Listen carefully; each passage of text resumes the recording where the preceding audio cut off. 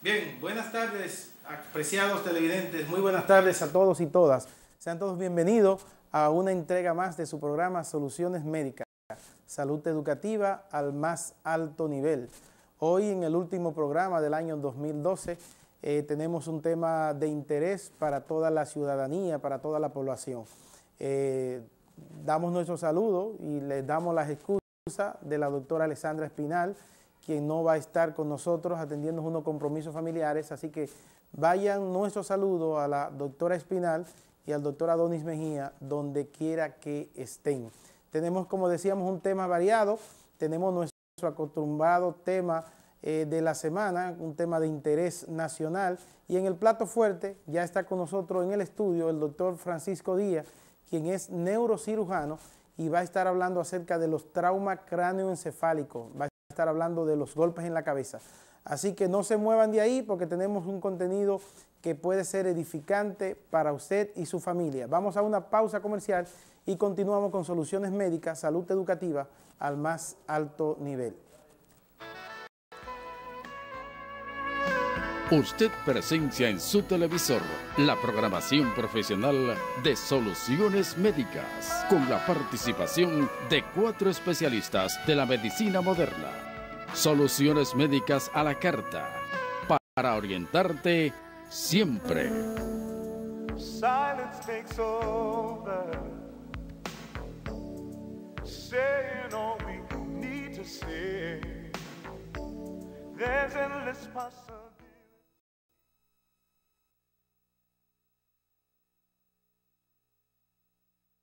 Bien, amigos televidentes, buenas tardes. En nuestro comentario acostumbrado de la tarde, nosotros queremos seguir inculcando en la población general la importancia de que nosotros nos cuidemos en estas festividades y en esas celebraciones de fin de año. La prensa en la semana hace alusión a que los accidentes de tránsito, según el general Brown, director de la AME, se redujeron en un 21% en relación al año pasado. Noticia que aparentemente puede ser halagüeña y nos llena de satisfacción, no así los resultados que nosotros vimos en cuanto a los fallecimientos que ocurrieron durante las pasadas festividades de Navidad y del día del 25 de diciembre. El año pasado unas 25 personas fallecieron en estas celebridades del día de Nochebuena, 25, mientras que este año, no sé si porque quizás se hizo un puente largo y los días eran mayores, ya que eran 5 días, 27 personas fallecieron producto de los accidentes de tránsito y directamente relacionado con el uso de alcohol y las festividades de Navidad. Eso no preocupa porque cuando hablamos de 25, de 27 fallecimientos en 2 o 3 días de vacaciones que estamos, en 2 o 3 días de asueto, nosotros estamos hablando de que centenares de familias han sido enlutadas, centenares de familias han llegado a la desgracia al perder a un ser querido en estos días de Navidad. Y esos días generalmente que nosotros debiéramos tomarlo para recogimiento, para estar con nuestra familia en tranquilidad, estas defunciones tienen mucho que ver con el uso del alcohol. Yo digo que nosotros como país vamos a demostrar que estamos creciendo cuando nosotros tengamos la capacidad de nosotros poder evaluar las medidas que nosotros tomamos y el impacto que esas medidas tienen en la población a la que nosotros se le estamos aplicando. Hemos criticado una y otra vez el hecho de que en diciembre, a partir del día 10 de diciembre, el ministro de Interior y Policía le dé como si fuese un habeas corpus, como que le dé un permiso, se le quite la licencia para el expendio de bebidas alcohólicas. El hecho de que tengamos desde el 10 de diciembre hasta 6, 7 de enero, no haya restricciones para las ventas de bebidas alcohólicas, entonces eso hará que nosotros cada día más tengamos más trauma, que tengamos más accidentes y por consiguiente más muertes en estos días de Navidad, donde estas restricciones se quitan. Nosotros no entendemos porque el alcohol, el ron, el whisky, lo que usted tome, sigue emborrachando, sigue embriagando aún los días de Navidad. Entonces no entendemos por qué estas medidas tienen que ser levantadas, las medidas en las ventas de bebida alcohólica tienen que ser levantadas por el Ministerio de Interior y Policía. Yo creo que nos quedan otros días ahora, que son los días de celebración de la fiesta de fin de año, que comienzan a partir de esta noche, y nosotros queremos hacer un llamado a la conciencia de toda la población. Lo que se termina es el año, no es la vida. Por lo tanto, si usted va a tomar, tome con moderación, y usted tiene que tomar conciencia de que si va y está embriagado, usted no puede manejar. Fue muy lamentable ver en la crónica de la semana donde un militar, sencillamente porque no se le permitió conducir porque estaba en estado de ebriedad, se dio un tiro, y es una de las víctimas que nosotros estamos contando hoy como las muertes por las celebridades de Navidad. O sea, debiéramos entender que estas autoridades son las que deben poner el ejemplo, y a este militar se le trató de persuadir para que no tomara el volante por el grado de ebriedad en la que se encontraba, y este militar sencillamente decidió quitarse la vida. Vemos muchas veces que cuando los policías y los militares que están en operativo en las diferentes calles del país detienen a una persona, cuando es militar le preguntan, ¿usted es militar? Y si es militar lo dejan pasar, no le dicen si está ebrio, no le preguntan nada, como si los militares no murieran, o como si los militares sencillamente tuviesen el permiso de andar ebrio y de arriesgar su vida y arriesgar la vida de las personas que están en la calle y que no han tomado un grado de alcohol. Por lo que nosotros consideramos que debemos tomar conciencia, usted que comienza a celebrar hoy la fiesta de despedida de fin de año, tome con moderación, y si aún toma con moderación, ya usted sabe que usted quizás no esté en capacidad para conducir un vehículo, y es mejor que se quede donde está. Continúen con Soluciones Médicas, salud educativa al más alto nivel.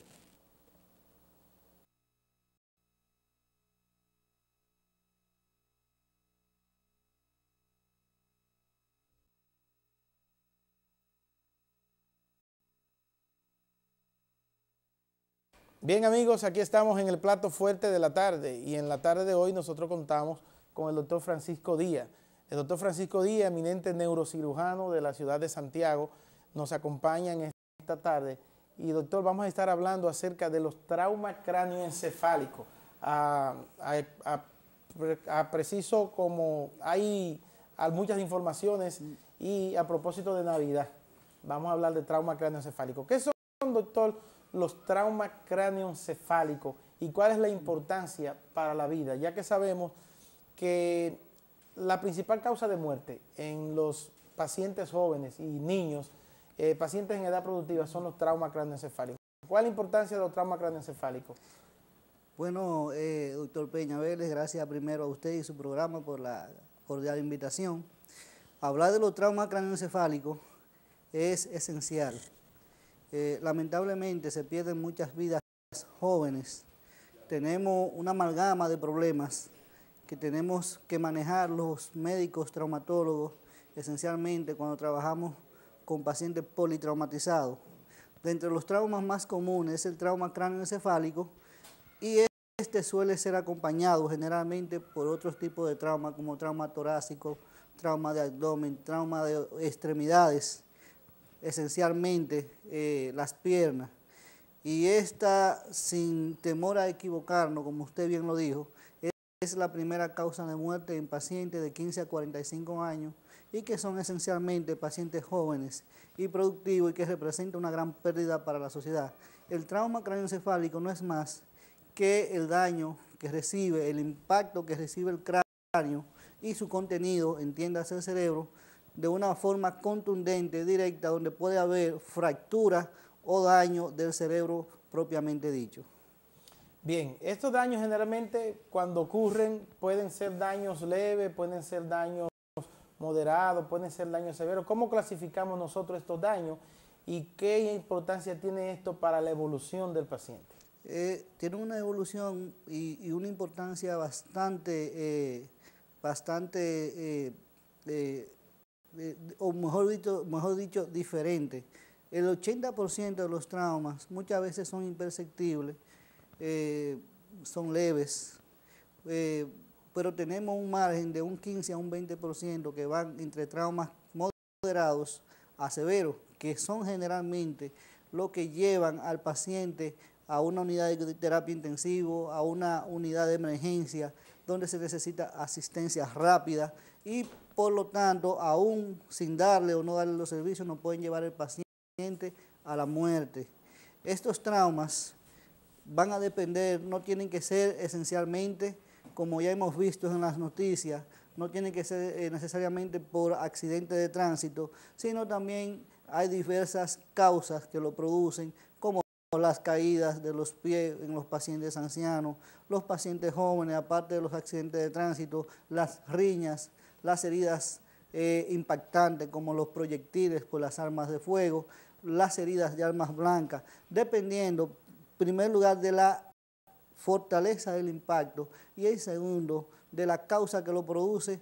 El estado de gravedad va a variar entre un paciente y otro, inclusive influyendo entre uno de los factores pronósticos más importantes en los pacientes politraumatizados y el paciente con trauma craneoencefálico, que es la edad. No es lo mismo que un paciente de 20 años reciba un trauma craneal que un paciente de 80, 70 años, que un envejeciente. Por supuesto, la respuesta y el manejo y la conducta van a ser diferentes y el cuidado inclusive puede ser diferente. Sí, amigos televidentes, estamos hablando con el doctor Francisco Díaz y estamos hablando de trauma cráneoencefálico. El doctor Francisco Díaz es neurocirujano y está acompañándonos esta tarde con nosotros. Usted puede llamarnos y puede dirigir sus preguntas a los teléfonos que aparecen en pantalla, al 829-575-5700 y al 809-570-0264. Esas son las vías de comunicación directa con nosotros. Doctor, ¿qué tan fuerte tiene que ser el impacto? Porque nosotros sabemos que el cerebro está protegido por la calota, está protegido por el cráneo, que son un conjunto de varios huesos que forman lo que es el cráneo. Entonces, ¿qué tan fuerte debe ser el impacto para que se produzca el trauma craneoencefálico? ¿O es probable que aunque el impacto no sea fuerte, ya haya daño cerebral? Yo considero que el ser humano es la obra perfecta de Dios. Dios pone cada cosa o cada objeto justamente en el lugar que corresponde. Tenemos el órgano más débil, el más frágil de todo, que es el cerebro, comparado muchas veces con usted hace una herida de grito, una papilla, y la pone en un envase, y cuando ésta se coagula, cuando ésta se condensa, no es tan diferente a lo que es la masa del cerebro, es simplemente una papilla.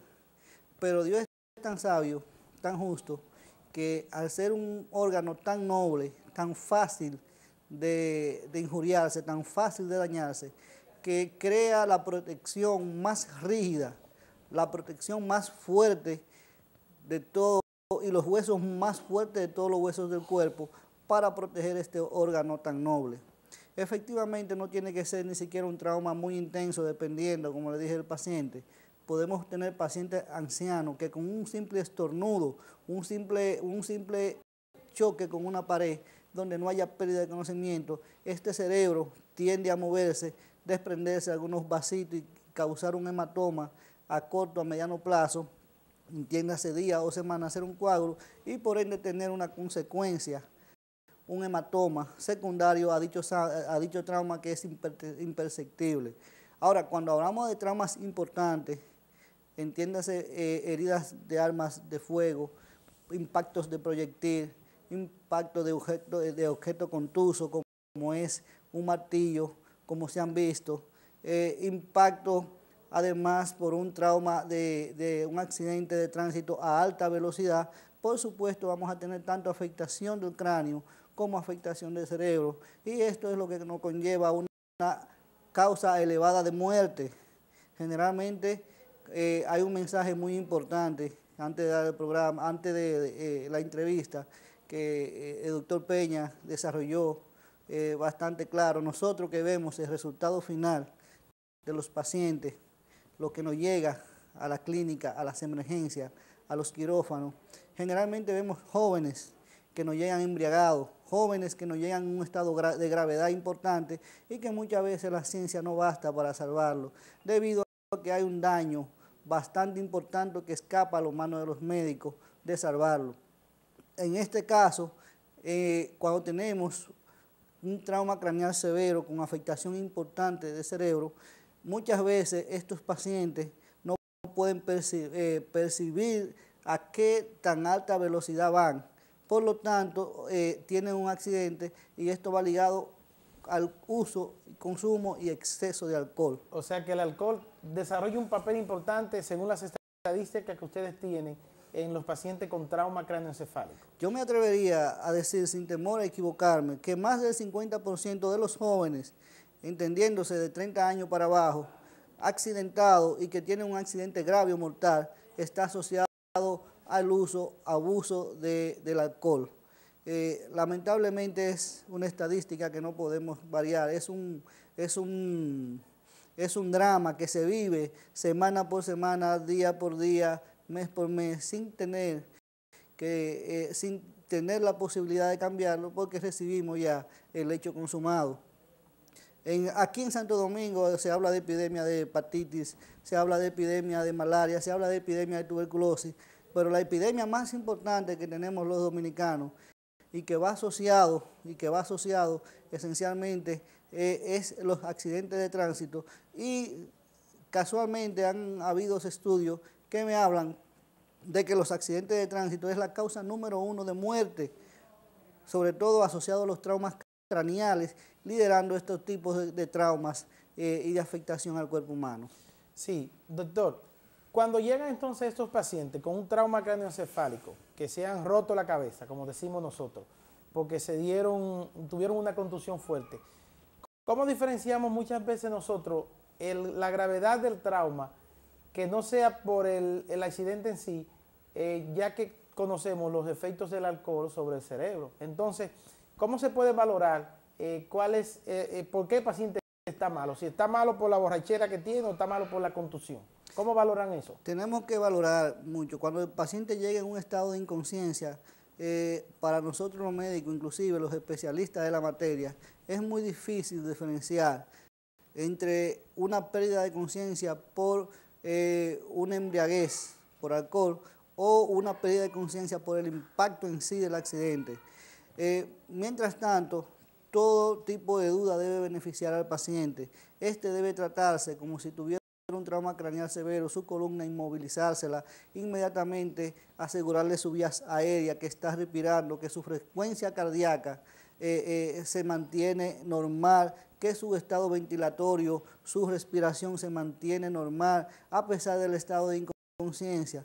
Después que aseguramos sus vías vitales, que el paciente no se nos va a morir, o porque no hace una obstrucción de vías aéreas, o porque no hay una lesión cardíaca o una lesión pulmonar, procedemos entonces a los métodos diagnósticos, como es la tomografía, una radiografía de tórax para asegurarnos que no hay una perforación del pulmón, y una sonografía abdominal para asegurarnos que no hay unas vísceras del abdomen lesionadas.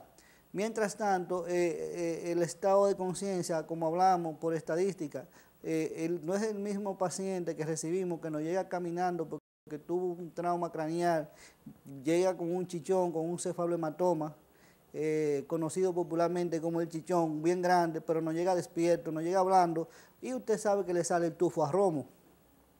No es el mismo paciente cuando tenemos también este tipo de paciente que nos llega por la emergencia con un personal, ya sea de la Defensa Civil, de la Cruz Roja, o un personal paramédico entubado con un tubo. Simplemente sabemos, la parte del personal, que el paciente ha estado ingiriendo alcohol, o por la historia del acompañante, o porque se percibe el olor de manera importante encima del paciente.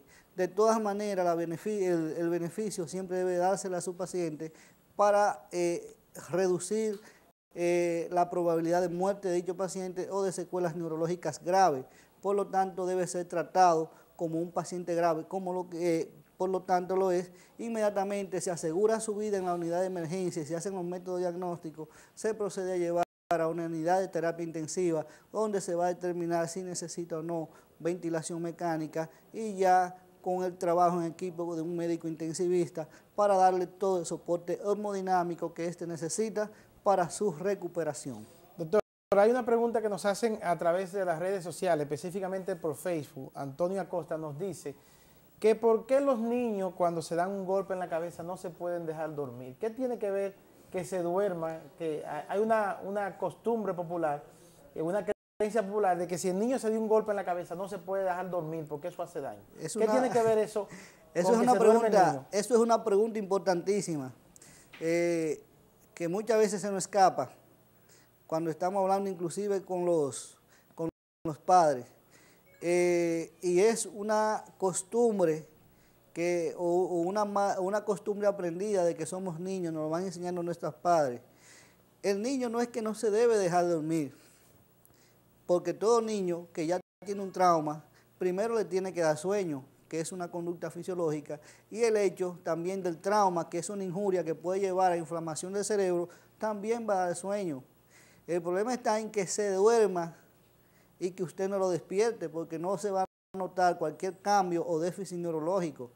Y se debe dejar dormir y luego constantemente, periódicamente despertarlo para asegurar que su sueño es simplemente fisiológico, no producto de una lesión cerebral importante que lo puede llevar a muerte. Este término o esta conducta se acuña esencialmente a que si se duerme se nos puede morir y no darnos cuenta.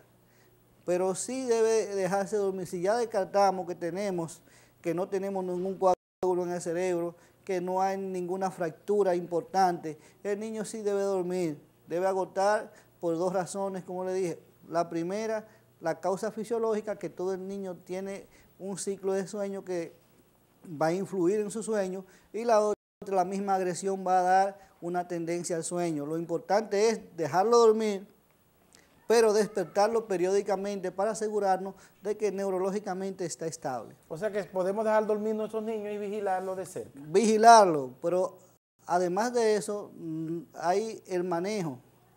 Cuando tenemos un trauma craneal importante, generalmente una caída de la cama, no quedarnos con los niños en la casa. No es que usted se le cae y se queda con él durmiendo. No importa. No, inmediatamente su niño tiene un trauma craneal, usted debe buscar asesoría médica y que sea que lo oriente si tiene que dejarlo dormir o no y hacer los estudios del lugar. Por ejemplo, hace meses hubieron casos, siempre llegan muchos niños a las emergencias que se caen de la cama, que se caen de un corral, que se caen. Lo importante no es que se quede en la casa con él, sino buscar asistencia médica, que se descarte cualquier proceso de peligro, como un hematoma, un coágulo en el cerebro, que no lo pueda deteriorar neurológicamente y el paciente, por lo tanto, pueda tener consecuencias graves. Lo ideal es buscar siempre asistencia médica, acudir a las emergencias de la clínica, donde el paciente va a ser valorado por un personal entrenado y si necesita una radiografía, si necesita una tomografía, ahí inmediatamente se le va a mandar a hacer, y además de que va a ser evaluado o por un pediatra o por un médico neurólogo o por un médico neurocirujano. Bien, amigos televidentes, estamos hablando de trauma craneoencefálico. El doctor Francisco Díaz está con nosotros hablando de esta importante condición que muchas veces se presentan producto de los accidentes. Usted puede llamarnos y puede dirigir su pregunta a nuestra vía directa de comunicación, a los teléfonos que aparecen en pantalla, al 829-575-5700 y al 809-570-0264.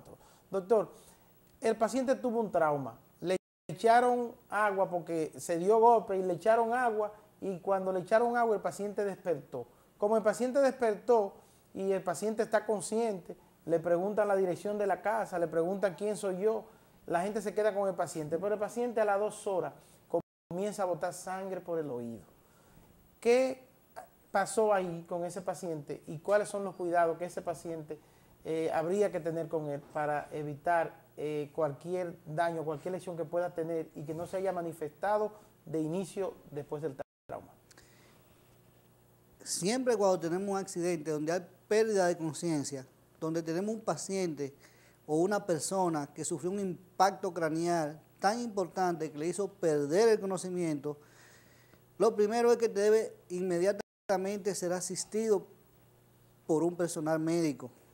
En el mejor de los casos, aunque no disponemos como país todavía una sociedad con un equipo paramédico, con un sistema 911, desgraciadamente hay muchas secuelas que se provocan iatrogénicamente por desconocimiento e ignorancia del personal, porque muchas veces el personal que los recoge o que recoge ese paciente es simplemente un buen samaritano que se detiene y lo entra en una camioneta atrás o lo pone sentado en su vehículo y no recibe las atenciones del lugar. Es tan importante recibir atención en el momento del impacto como en la emergencia, como en la unidad de terapia intensiva. ¿Por qué? Sencillamente hay algunas estadísticas que son invariables y hay reglas que son de oro cuando manejamos el paciente politraumatizado.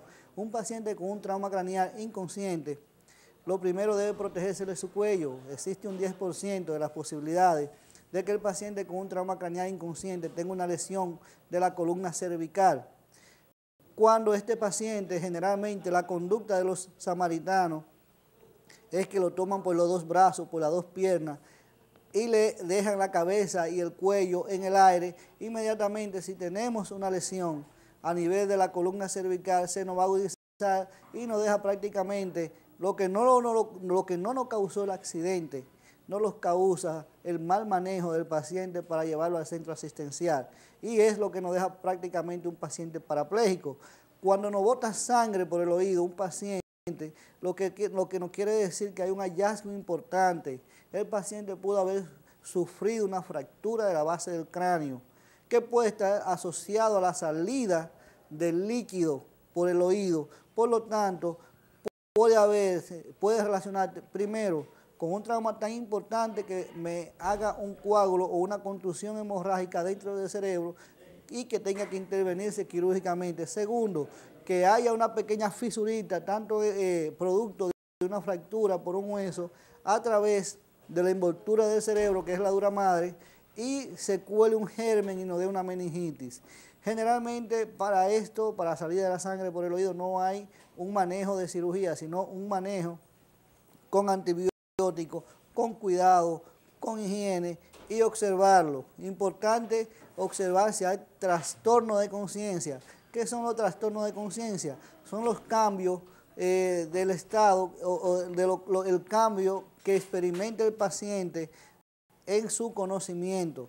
Tenemos un paciente que puede estar despierto, pero que está desorientado, que no está ubicado ni en el tiempo, ni en el espacio, ni en persona, que usted fácilmente le pregunta su nombre y le va a responder con otro. Tenemos también un estado de conciencia de somnolencia, que es producto también del impacto, donde el paciente no puede mantener una conversación muy directamente porque tiene una tendencia al sueño.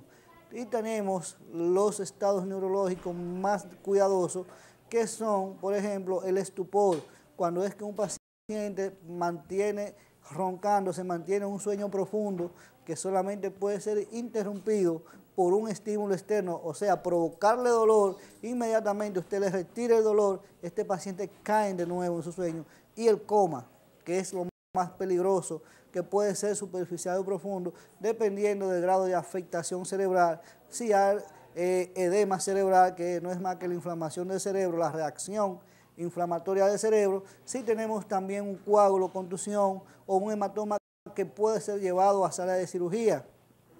Todos estos daños nos van a dar trastornos de conciencia diferentes. Nos pueden dar, dependiendo la lesión importante, si es en la frente, si es en la fosa media, la fosa posterior, podemos tener salida de líquido cerebral o por la nariz o por el oído, combinado con sangre, dependiendo dependiendo del área del trauma y dependiendo de la fortaleza del trauma. Doctor, hay una pregunta que nos hacen por Facebook, pero nosotros vamos a querer que usted nos la conteste después de la pausa. No se muevan de ahí, porque el doctor Francisco Díaz va a estar hablando cuando regresemos acerca de qué significa de que recibió tanto golpe en la cabeza que si se salva queda loco. No se mueve de ahí, vamos a una pausa comercial y en breve continuamos con soluciones médicas, salud educativa al más alto nivel. Usted presencia en su televisor la programación profesional de Soluciones Médicas con la participación de 4 especialistas de la medicina moderna. Soluciones médicas a la carta, para orientarte siempre. Silence takes over, saying all we need to say. There's endless possibility.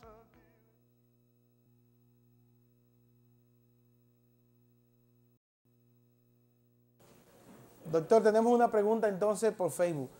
Recibió tanto golpe que si queda vivo va a quedar loco. Si se queda vivo, si vive va a quedar loco. ¿A qué se refieren los pacientes? Porque esto es un término de los pacientes.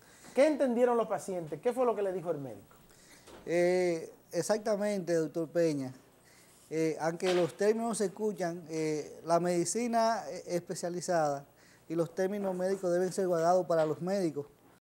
Los términos, el médico tiene que ser lo suficientemente inteligente para darle a entender a sus pacientes y a los familiares de sus pacientes cuando tenemos un problema y la condición en que está su paciente. Sí, vamos a esa pregunta en el aire. Hay otra llamadita. Saludos, buenas tardes.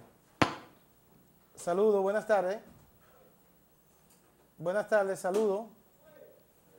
Bien, se cayó la llamada. Entonces, ¿a qué nos referimos? Existe un dicho popular que el cerebro domina todo, el cerebro domina el cuerpo, y eso es cierto. O sea, el cerebro es el órgano principal. Es el órgano principal, tan principal que cuando hay que declarar muerte Muerte cerebral, de una persona, existe el término muerte cerebral para cuando el cerebro deja de funcionar. De hecho, como el cerebro controla todo, controla nuestros movimientos, nuestras sensaciones, también el cerebro controla nuestros pensamientos, nuestra conducta, nuestros juicios. Un trauma importante donde hay pérdida de conocimiento, donde se altera la fisiología cerebral, donde tenemos un daño cerebral importante, donde tenemos principalmente lesiones del lóbulo frontal, que es donde se encuentra el juicio y comportamiento. Tenemos un paciente que puede presentar cambio de conducta, a lo que se refiere entre comillas que puede quedar loco. Simplemente hay pacientes que tienen una conducta pasiva y después del accidente tienen una conducta agresiva. O sea, que puede tener una conducta anormal después de ese trauma. Vamos a ver si la llamadita está ahí. Saludos, buenas tardes. Se fue también de nuevo. Bien. Entonces, ¿podría tener una secuela entonces peligrosa después de un trauma? Sí, los accidentes nos pueden dejar tanto secuelas físicas como secuelas abstractas, secuelas cognitivas.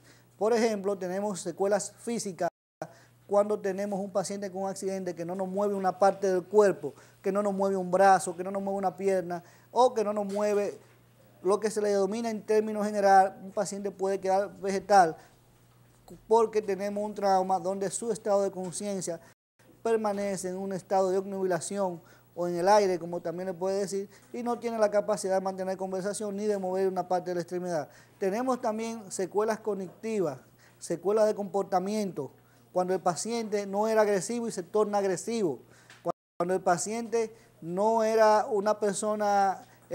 o lo contrario, cuando el paciente era una persona muy activa y se torna una persona tranquila, pasiva, hipoactiva. Después de un trauma. Hay una llamadita en el aire. Saludos, buenas tardes.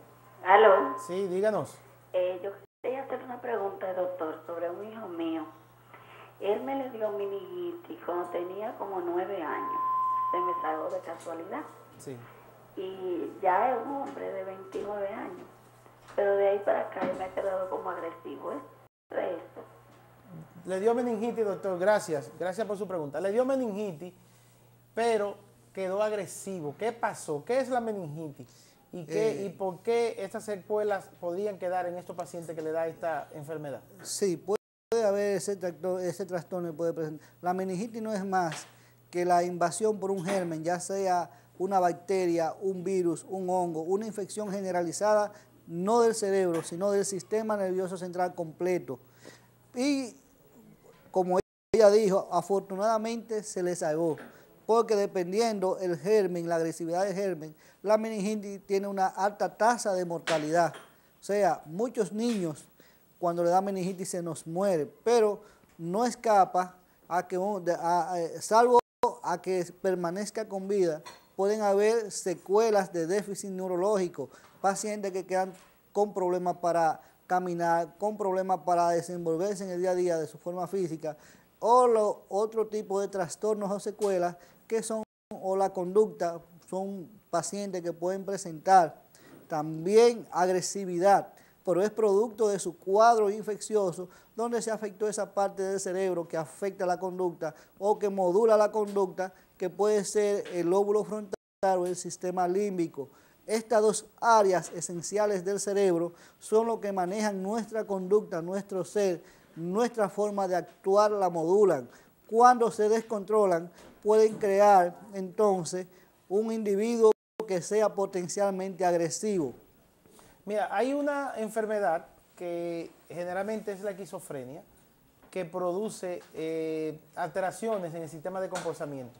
Los neurocirujanos, algunos pacientes con estas esquizofrenias rebeldes, operan estos pacientes. ¿Podrían ser operados estos pacientes que les dio meningitis y que tienen este tipo de afección para sanar eso y para volverlos una persona pasiva, tranquila? Yo tengo un término propio. Yo digo que el cerebro es el único órgano que maneja o se puede estudiar de tres vías. Desde el punto de vista anatómico, desde el punto de vista fisiológico y desde el punto de vista abstracto. Ningún órgano puede pensar, ningún órgano puede modular la conducta del ser humano si no es el cerebro. Entonces, tenemos tres maneras diferentes de estudiar el cerebro. Por eso existen los neurólogos, por eso existen los neurocirujanos de una parte, que son los que operamos esencialmente, y por otra parte existen los especialistas de la conducta, que son los psiquiatras y los psicólogos, y que trabajan con el cerebro. La esquizofrenia es una enfermedad de conducta, es una enfermedad conductual donde puede haber alteración neurofisiológicas a nivel del cerebro. Entonces, ¿qué pasa con esto? No existe una cirugía, porque si no, no hubieran tantas personas esquizofrénicas y ya en países desarrollados como Estados Unidos y Europa se implementaran estos trastornos. Ese tipo de trastorno. Tenemos una llamadita. Saludos, buenas tardes. Buenas tardes, escúcheme, yo soy la misma señora que llamé ahora mismo. Sí. Se me olvidó preguntarle al doctor, en primer lugar, ¿dónde yo lo puedo llevar? Es mi pregunta, ¿qué puedo hacer? Porque no es que anda buscando problemas, porque lleva una vida normal. Lo que pasa es que por cualquier cosa, pone los ojos grandes, se acelera, así como que agresivo. Exactamente. Entonces, yo soy la madre de él y yo quería saber cómo si eso tiene remedio, ya con la edad que él tiene, o dónde yo puedo llevarlo. Un consejo de algo. Exactamente, mi doña. Puede llevarlo, su paciente, su pariente, tiene un trastorno conductual. Lo que mejores manejan la conducta son los psiquiatras y los psicólogos. Ayuda asistida para, aunque este tipo de trastornos no tienen una cura definitiva, porque ya tiene 20 años y persisten los cambios de conducta, sí pueden controlarse muy bien con medicamentos mediante un tratamiento especializado por un psiquiatra o por un psicólogo. O sea que podía buscar ayuda en este tipo de profesionales. Doctor, exactamente. El tiempo se nos fue, el tiempo es relativamente corto. Hay muchas preguntas que quedan en el aire, pero nosotros queremos saber un mensaje final donde usted está ubicado, dónde pueden obtener sus servicios profesionales las personas, y un mensaje final a la población en estos días de celebraciones de fin de año. Mis oficinas están ubicadas en Clínica Coromina. Pertenezco al staff de neurocirujano de Clínica Coromina, Centro Médico Cibao, Santiago Apóstol, y por supuesto pertenezco también al staff de profesionales de neurocirujano del Hospital Carlos Ibáez. Un mensaje muy importante.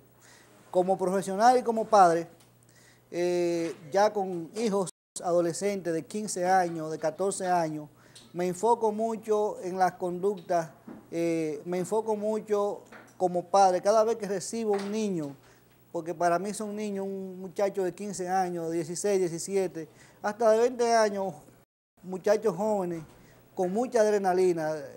El mensaje mío va ubicado o va dirigido esencialmente hacia los padres.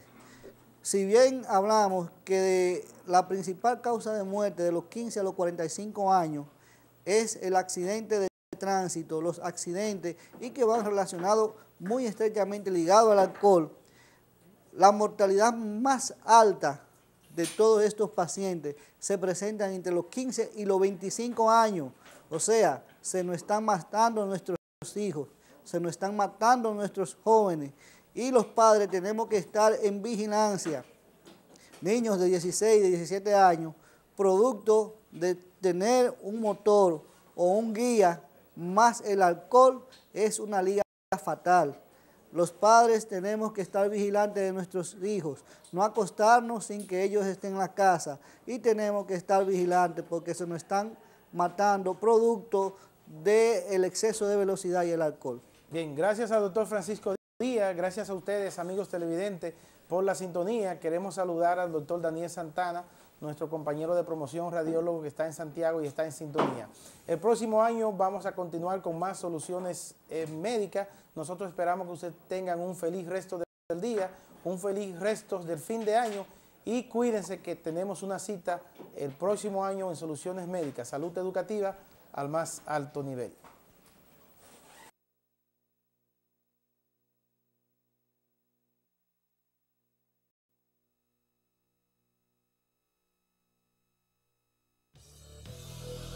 Somos el canal de Santiago. Telecontacto, canal 57.